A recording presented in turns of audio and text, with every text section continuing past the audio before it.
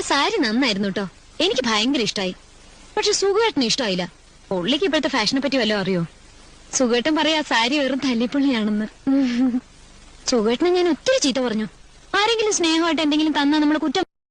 എന്താ ചേച്ചി കാലത്തന്നെ ഒരു പോച്ചില്? അവളൊരു മണ്ടൂസ ചേച്ചി. ഓ, അപ്പോ അവളത് നിന്റെ അടുത്ത് എത്തിച്ചു അല്ലേ? ഹേയ്, ബസ് സ്റ്റോപ്പിൽ നിൽക്കുകയായിരുന്നു. മുഖത്തൊരു മാറ്റം കണ്ടപ്പോ കാരണം ചോദിച്ചു. ഞാൻ നിർബന്ധിച്ചപ്പോ പറഞ്ഞെന്നുള്ളൂ. എന്നാലും വിവരം പറഞ്ഞല്ലോ. മോഹൻ അറിയോ ഈ വീട്ടിൽ എന്തെല്ലാം സംഭവങ്ങൾ നടക്കുന്നു? ഞാൻ സുഖേട്ടനോട് ഒന്നും പറയാറില്ലല്ലോ.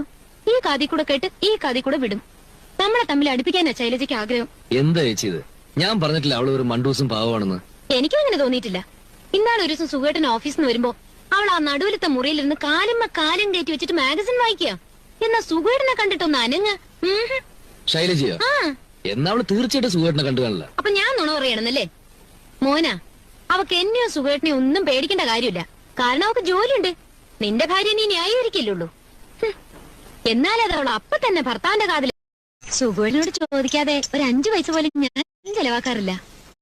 ശൈലജ 100 രൂപ കൊടുത്ത കാര്യവും പറഞ്ഞ് ആ തള്ള എന്നെ കൊച്ചാക്കാൻ വരിക. അവര് ചോദിച്ചപ്പോ ചില്ലറ ഉണ്ടായിരുന്നില്ല.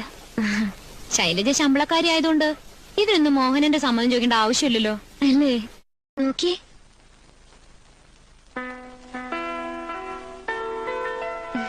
എങ്ങനെയുണ്ട്?